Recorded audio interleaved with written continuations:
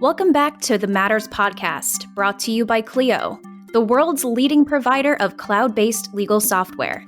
I'm Nefra McDonald, Affinity Partnerships Manager here at Clio. And I'm Jack Newton, Clio's co-founder and CEO.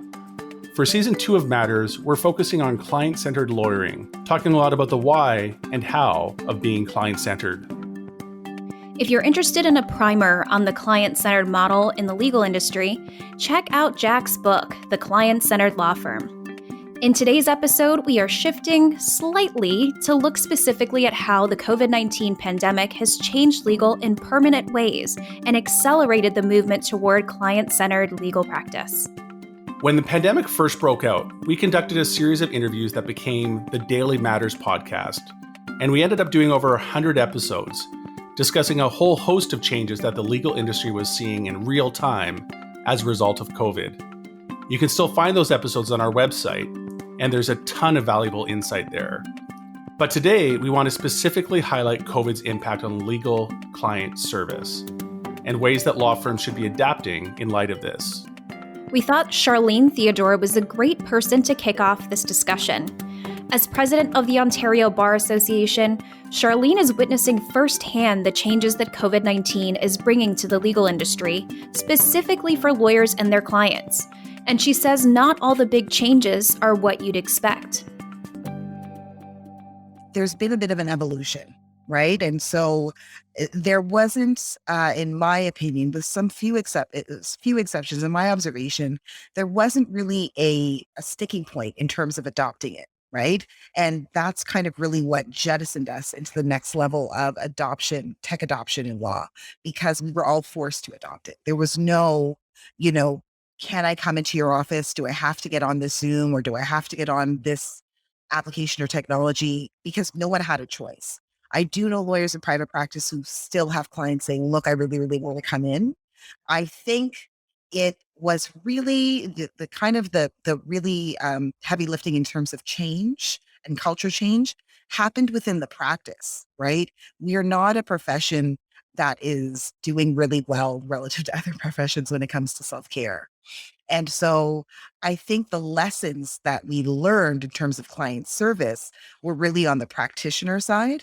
And so, as an organization and myself personally, we are really driving home some of those not just mental health, but really focusing on wellness. I even find it hard, when I'm in front of the desk all day, there aren't these natural meetings and breaks that allow me to get up or go to lunch with somebody, and so, we really took a lead in kind of preaching that message to take time for yourself, right? I think in 2020, we blurred the line between work and home at levels that we haven't even seen before, even for the, highest billing associates and partners.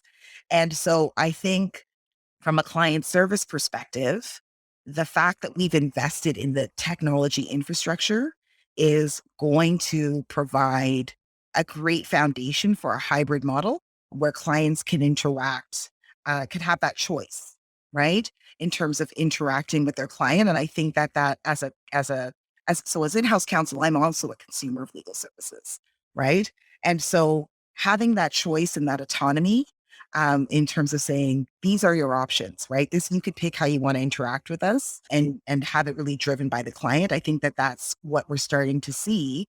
On the other side, if you want your associates to continue to do good work, what we might see emerging is some of the self-wellness tools into, you may see on your iPhone or your Android, integrated into some of these tech tools, these AI work allocation tools that we're seeing right now.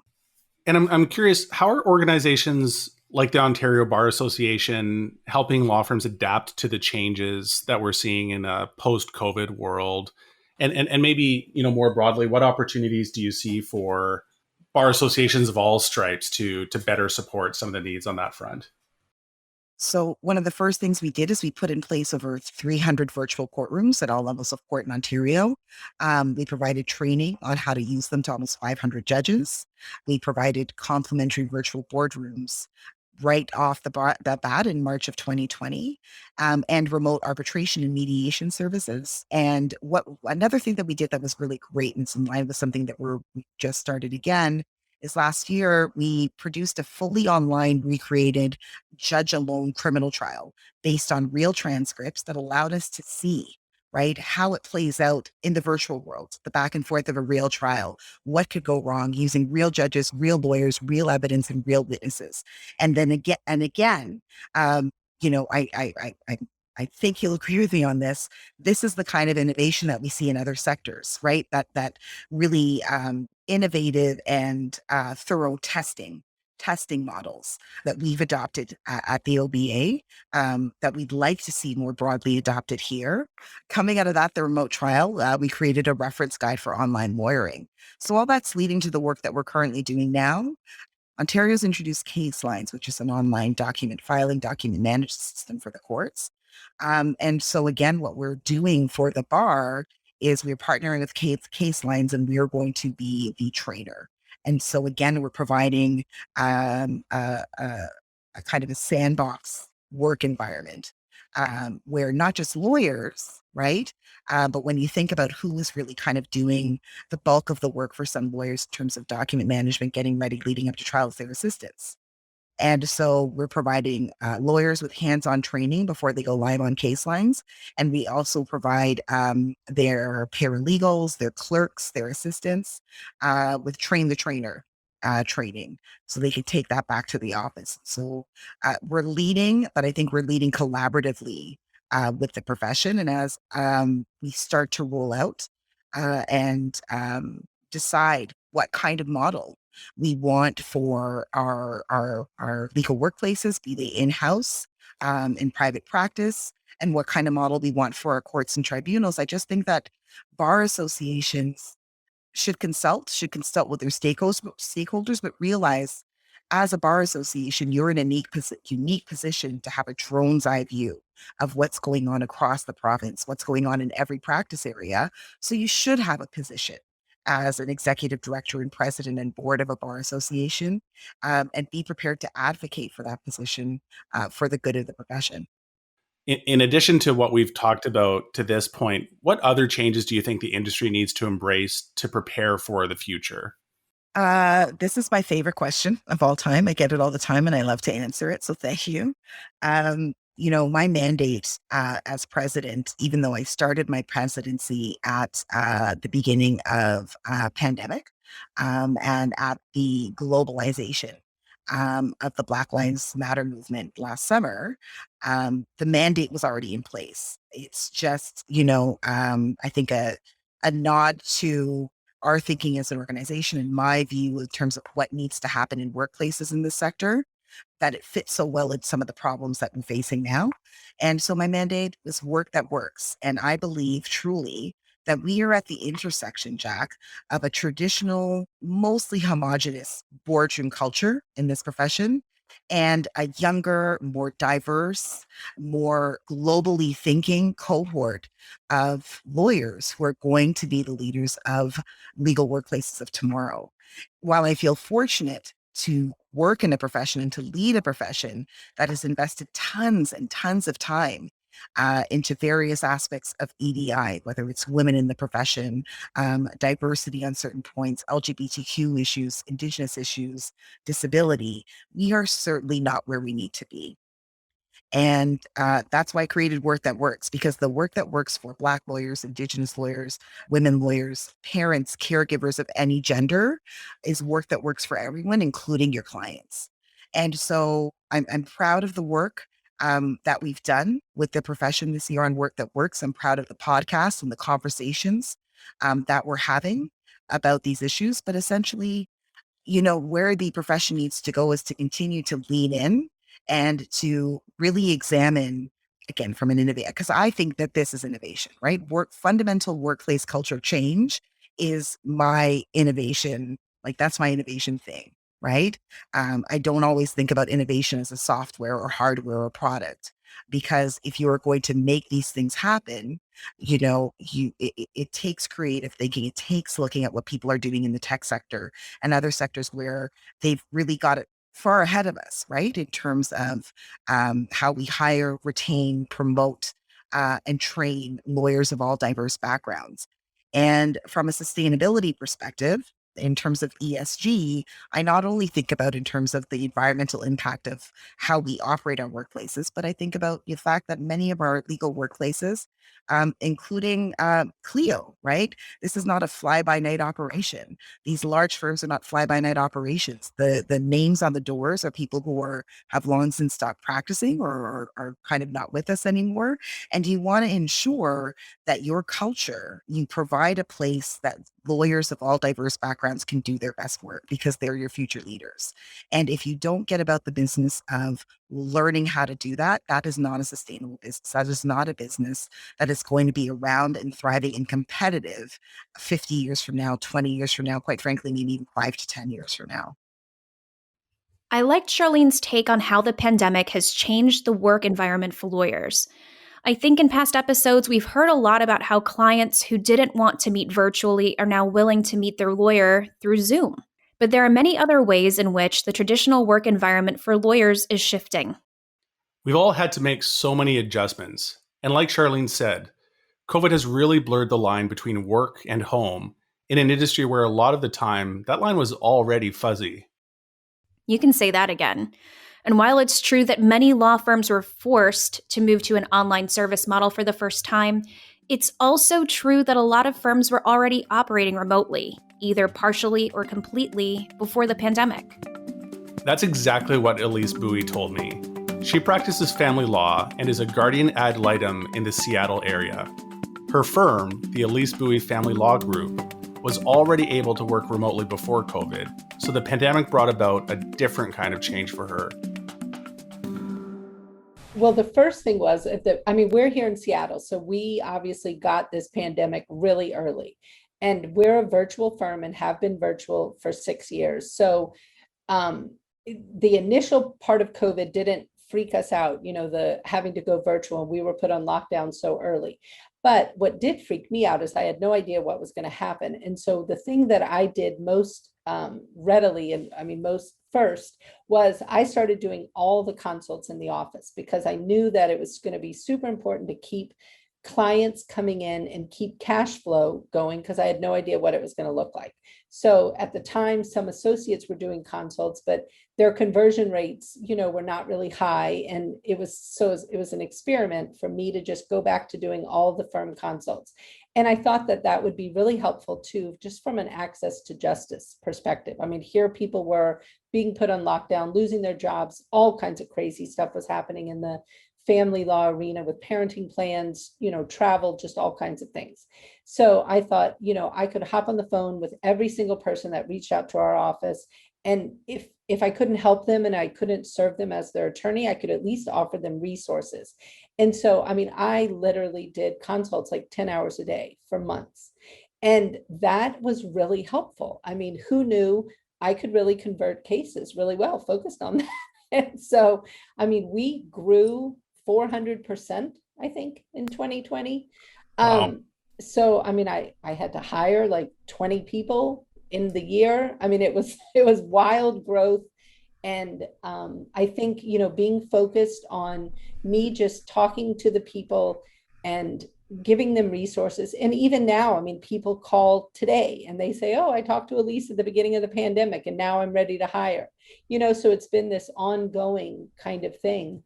And so I would say that's how we initially adapted. And then obviously hiring that many people, we had to get systems in place and quick. So, one of the big hires I made was somebody who was really a project manager type who could just really take our small law firm, which had about 6 people, and now we're close to like 28. And, really get those systems in place quickly to allow us to scale quickly. Now that we're starting to emerge to the other side of the pandemic, can you tell us what some of the lasting changes that you'll be making to your firm as a result of some of your learnings over the course of the last year and a half? Sure. Systems by far, I would say, is the biggest. We are just kind of all over our systems. Secondarily, I would say is the consults. I mean, I have stayed pretty involved in client consults actually, and I think that that has been a really important aspect. But also on the end of the case, me doing more follow up with clients so that they are having that continuity of care. And so I do calls with our clients, towards the very end of their case and then at the end of their case. And I've then followed up with a lot of clients as well and do like Zoom lunches and Zoom coffees 3 months after their case, 6 months after their case, to see what we can do. Because a lot of times there's bumpiness that happens right after the case, and people are kind of shell shocked. They've just gone through a divorce, they're moving, they've spent all this money on a divorce, and then they might have a problem like with a title of a car or something. I can get on the phone and literally help them through some of the things that might be real stumbling blocks to them, but might be kind of simple, and we've seen it before. And so it might be easy. So really reaching out and continuing in those relationships. And then also we do estate planning. And so a lot of times these people then turn into estate planning clients, because when you get divorced, your estate plan needs to be addressed as well. And so that is something we have developed an estate planning practice during COVID, because we didn't used to do estate planning. And that, it became obvious to me people were looking to us at this time, and they wanted a one-stop shop where we could help them with all their family needs. And I find that people very much appreciate, when I set up coffees with them after their case. And we also have set up a client advisory board, and that's been really helpful too, to get input from clients on, I mean, we kind of can talk to them about ideas we have, and it's interesting because it's not always clients who are thrilled. I mean, I've, purposefully reached out to clients who have had some unhappiness for whatever reason. And that's been really helpful too, to try to fix those relationships and see what we can do to get better. I'm curious, maybe you can share both what changes you've seen in your clients in terms of their preferences, as well as how they've responded to some of the changes you've been rolling out and how you run your firm. I would say one of the main changes I've seen in our clients, though in Seattle, I would say they've always been pretty tech heavy, and the fact that we're virtual has never fazed them, but they are even more so. Like they have no interest in seeing me at some meeting if I can do it by Zoom. Like, they don't want to go get in the traffic any more than I want to go get in the traffic. And they want things to be more efficient. And one of the things that we have seen is more mediation, temporary order mediation and early alternative dispute resolution in cases, so that cases can be handled more effectively and more cost effectively. And so clients are loving that, not having to go to court, because court dates are so far out now, even now, and it takes us a long time to get them into court. And a lot of times, if we can just get one issue in front of a mediator, we can resolve it. And so using mediation has been a change, and the clients are really appreciative of that change. And I would say for us, one of the big things that clients just appreciate is the fact that we have been virtual for so long that we are completely unfazed by the virtual nature. We do everything and have the whole time we've had our firm electronically. And so our processes are very smooth. And we've gotten a fair number of clients from other firms where they've really had a hard time adjusting to the virtual nature. I'm actually meeting people and they're telling me that they've had paper files even during COVID. And I'm kind of stunned by that. I can't imagine how that might slow down a case. And the fact that we have always been virtual has made it where that part at least has been seamless for us. And it's also allowed us to bring in a lot of talent, which obviously my clients benefit from. We have a paralegal team of, I think, 7 of them, and they're all have 20 years plus experience, and the fact that they were able to come on and just keep going when they were maybe worried about their work somewhere else. And so that's been really helpful. This might be underscoring some of what you've already commented on, Elise, but what are some of the lasting lessons of the COVID pandemic for you and your firm? You've got to be ready to pivot at any time for any reason. And because of that, your business needs to be nimble and nuanced. I mean, your business needs to be able to hear what your clients need and make changes to address them. And not be stuck in the, well, we've never done it this way. I mean, I have to tell you, I hate that phrase. When somebody tells me, well, we've never done it, I'm like, okay, great, I don't care, we're going to do it now. And I think that just truly being nimble and listening to your clients, which means asking them, I mean, having those conversations like, what can I do to help you? How can we make this better for you? How is COVID impacting your family? And what can we do as family law attorneys to navigate some of those things, even if they might not be like classic legal issues, but what resources can we bring to bear? What professionals can we bring in? And just, I mean, giving, what, I mean, just caring. And I think that caring as a business owner during COVID really made a lot of difference. I mean, and just realizing that we were all in the same situation. And for me, I have this whole kind of motto, or I don't know what you'd call it, where I feel like as the owner, if I can pour into my team just as much as humanly possible, my team pours into our clients as much as they can. And so to me, to be a client-centered firm, that means I'm a team-centered leader in my firm. And being virtual and dealing with COVID in that way, again, being nimble, listening to my team, trying to be as flexible as humanly possible around their kids and their schooling responsibilities and all the things people were going through. And I think that's, for me, I would say it's that, just being as nimble as possible and not being stuck in any kind of way that might have worked in the past, realizing that we're in a whole new world, like Earth 2.0 or something. Earth 2.0, indeed. What a great example of a firm that was well set up for the changes COVID brought because they had already shifted to a client-centered model. Exactly. Elise is so good at clearly laying out the stakes and the solutions. Elise really eats and breathes her own advice to be nimble and ready to pivot.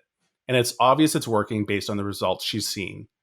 400% growth in 2020, adding 20 people to her team, and expanding services to be a one-stop shop for families who need her assistance. It strikes me that if you're already in the practice of asking your clients how they want to be served, you can be more nimble on your feet when their needs change drastically, even due to a pandemic. Absolutely. Client-centered firms were in a better position heading into COVID because the minute the pandemic hit, they were already thinking about their clients and the new ways they needed to be served. That's something I think our next guest, Mitch Jackson, did really well. Mitch is a founding partner at Jackson Wilson, and in the legal world, he is a social media luminary. Here's part of my discussion with Mitch. And I'm curious, what were some of the specific ways you've seen COVID impact your clients and how they want to interact with your firm? And also tell us how your firm adapted to meet those challenges and those shifting client expectations. We're still trying to figure all of this out, Jack. But after 35 years of practicing law, litigating cases and trying cases, I really felt like I had a good feel for the reality of what's going on when it comes to clients coming into the office with how we're servicing them. Now, a year and a half later, post-COVID, what I'm appreciating more so than ever is what I've been focusing on is the tip of the iceberg. And back then, the tip of the iceberg, the client's challenges, what's going on in his or her life, what's really the legal problem, what's the why behind why they're sitting across from our desk, or in today's world on the other end of a Zoom, why is that? And I think that iceberg's just bigger and deeper than it's ever been before. So having said that, we're really emphasizing, once again, listening to what the clients are telling us, trying to use our expertise to read between the lines, what's really going on. We're leading with empathy. Oftentimes what we found, Jack, is what the client is reaching out to us about. There's generally more to the story. There's a lot more that's resulted in this challenge festering into a legal issue. And so by helping our team listen, lead with empathy, more so than ever, taking that approach into litigation and trial work, how we're picking juries now, how we're going to be trying our cases, Once again, empathy is going to be the theme of everything we do. We want to take into consideration a new jury mindset. We want to, everyone's been through a lot, and I don't want to beat up a witness on the stand that a jury is going to be feeling sorry for, even though that witness deserves to be beat up. There's another way to approach it. So a lot of us, Jack, are kind of reapproaching the practice of law and how we're litigating and trying our cases by leading with empathy, by trying to appreciate what everybody in the courtroom or in the law firm, what we've all been through together, and then take a step back, take a deep breath, and move forward with all of those things in mind to get the job done that needs to get done. So you've talked about some of this in your previous response, Mitch, but maybe just to or look a bit further out, when your firm obviously had to make some pivots and immediate changes in response to the pandemic. Now that we're starting to see a light at the end of the tunnel and we're emerging from the COVID-19 pandemic, what are some of the permanent changes you think will last at your firm?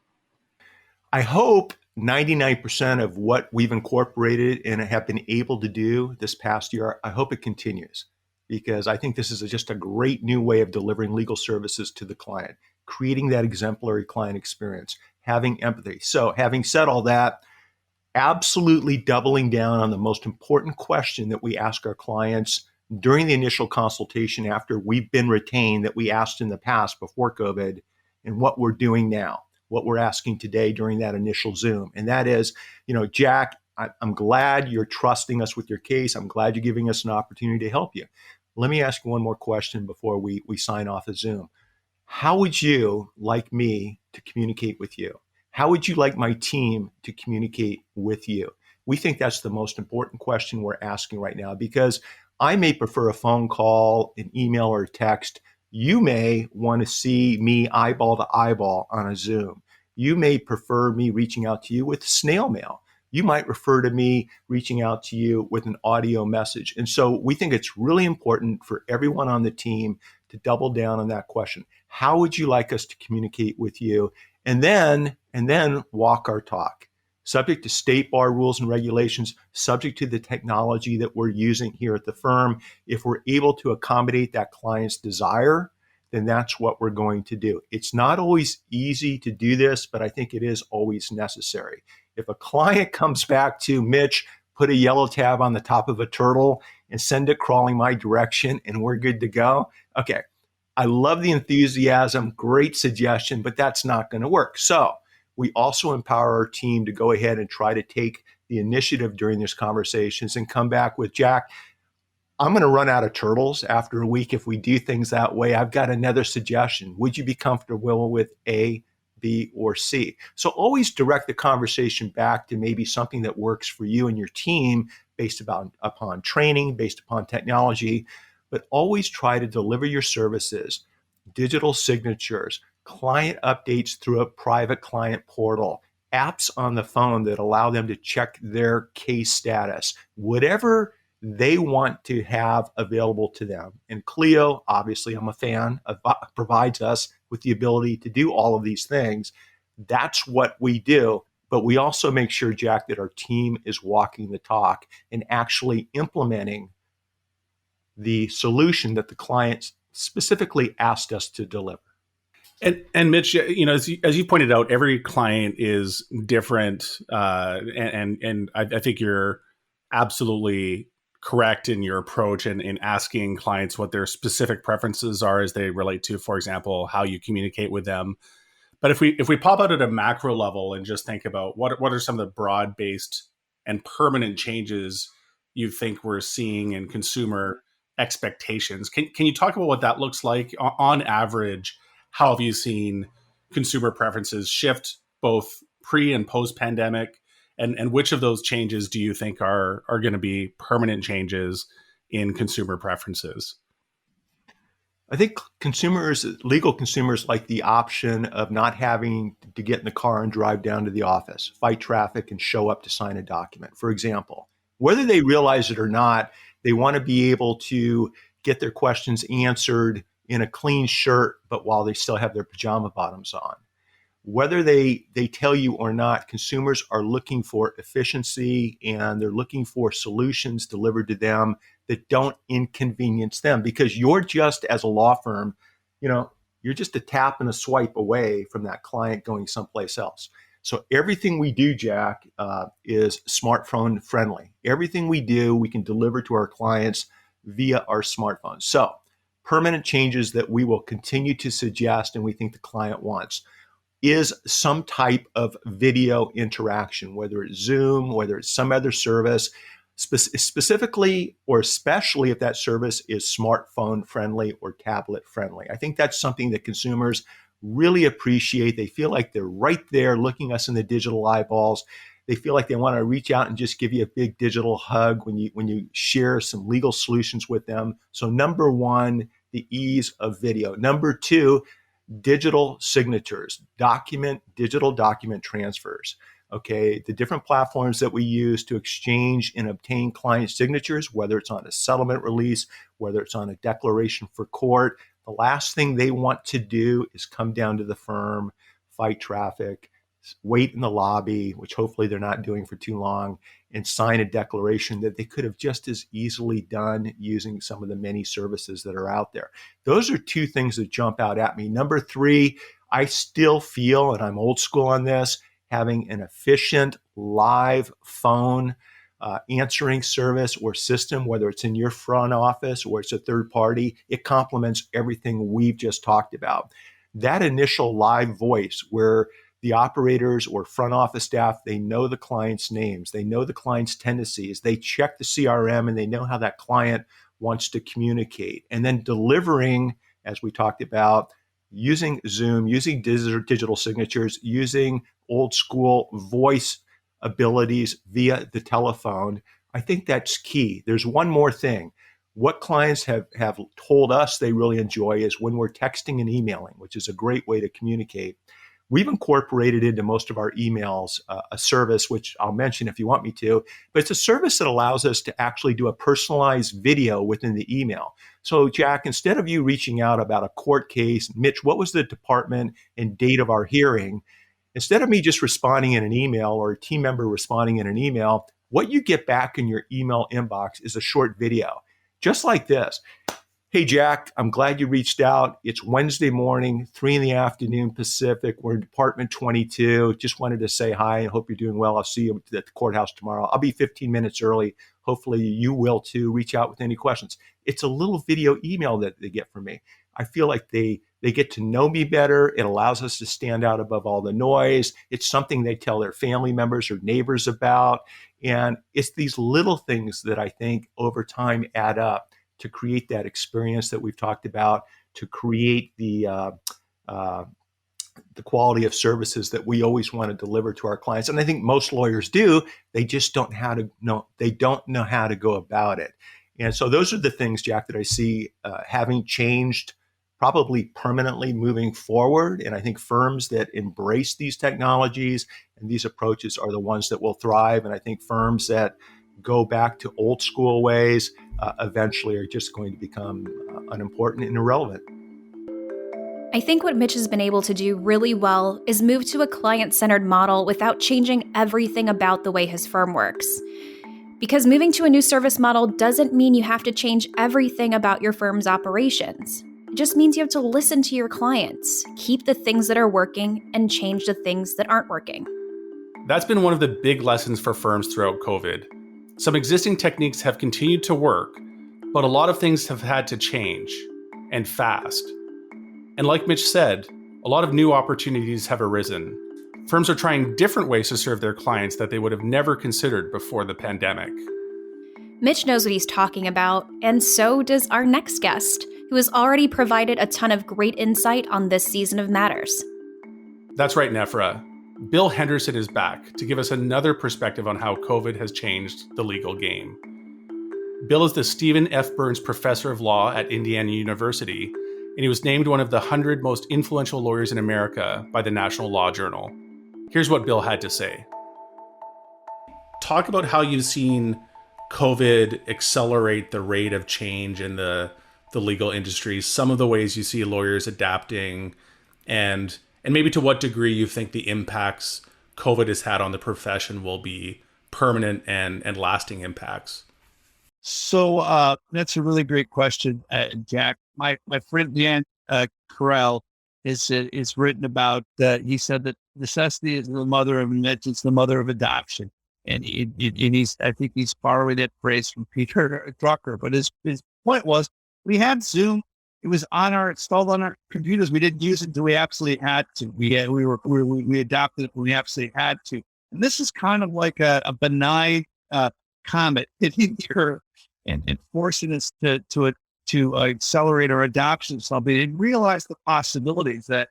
And I think that there's going to be a lot of good from it because Jack, we don't have to get on those planes as much as we used. That said, when we do get on planes here, we're gonna really relish the time we have communing with our industry peers and our customers, and so we're not going to waste that time. We're not going to be. I think that's really good. We're going to right size the use of technology and value really treasure in person communication for what it is. It's like a time to build relationships and trust, communicate, culture build, and so I think that's good here. I'm a little worried about. Fear came fast, but it's going to leave slowly. So I'm a little worried about people getting comfortable about really believing, can we be in the same room and not get deathly sick? So that'll be a problem. But it totally revolutionized iFlip because we think it opened up the opportunity, real openness toward e-learning and online education because we can do it pretty well. We can do it at a lower price point. We can make it convenient for people. And so it was a benign comment for iFlip because it changed our business, aspirations, and we felt like it totally tenderized the market toward online education, which leveled the playing field for us. The quote you mentioned that necessity is the mother of adoption. I love. What are some of the technologies or even mindsets that you've seen adopted in law firms with lawyers that it was maybe long overdue, but that COVID finally helped push over the ledge? Well, I think that the big issue would be remote working and collaboration. I mean, I think that's the best example. I still feel like we still dramatically underinvest in just basic foundational training. For example, there's so many ways to improve a workflow if you actually do a process map, and we can save. I can engineer. I take 10 hours. I can save myself 100 hours the rest of the year if I take the 10 hours to process map and design a process. We just don't do it, and I think we're not there yet. But I think that the COVID sped up the idea of maybe there is something in this technology. And I still think it's going to be this is why I kind of picking up on your point on education. The sooner we can get these things installed in the educational level, so we don't have to argue over when somebody wants to build time and they want to do their work and we want to educate, we can just do a lot of the foundational education, push it into the pre-career space. I think it'll help employers because we can take this burden off of them because it's expensive to train your workers when they're on your payroll. Wouldn't you like to hire them when they're already trained? Right now, that's not an option. There's very few legal professions that have this foundational training. Maybe that's our closing question, Bill. If you had the opportunity to make a request of every legal educator out there to think about, how they reshape their programs, maybe anticipating what is a more client-centered post-COVID world, maybe a more innovative post-COVID world, what would your asks be? This is my ask. Your actually very specific. I want a 1 to 3 credit law school course that can be taken mostly asynchronously through an iFlip platform. It's not going to cost the school a lot of money, and that would open the door toward a 7-month field placement. So your 5th semester of law school, the first semester of your 3L year, You could go and you could work in Clio. You can go work in pick a law firm, Palace Law in Washington, or Perkins Cooney, or legal department, or the civil resolution tribunal, which has actually had some of our interns. We think that that's a game changer because people say, why can't law be have an apprenticeship? It can. It's permitted under the ABA rules. You can get paid and academic credit. And I think that instead of asking law schools to adopt a radically different curriculum, just say, give me 3 hours and let us have the students do these internships. Not everybody will take them, but some of them will. And I think it's going to dramatically, all the people that I was referencing on this and their session here went through that 7-month program, totally changed their lives. They were good, solid, middle of the class law students. And they're going to have dramatically different careers just because they had those early career experiences. Well, Jack, I think this note about future training for law students in school is a great place to end this episode. It's a silver lining that COVID-19 has sped up the adoption of different techniques for virtual legal service, but Bill is right. One of the next steps should be changing the training so new lawyers can hit the ground running in this new virtual world. Absolutely. That's why I always love talking to Bill. He's constantly thinking one step ahead of the rest of us. So, Jack, we've reached the end of this episode, which is where I always ask you the same question. What are you taking away from these discussions today? That's a tough one because I think back not only to these conversations, but to all the ones we had on Daily Matters during lockdown. COVID-19 has changed so many things, not only in legal, but in our lives. I guess the main thing I would add today is to remember the human side of the pandemic's effects on both you and your clients.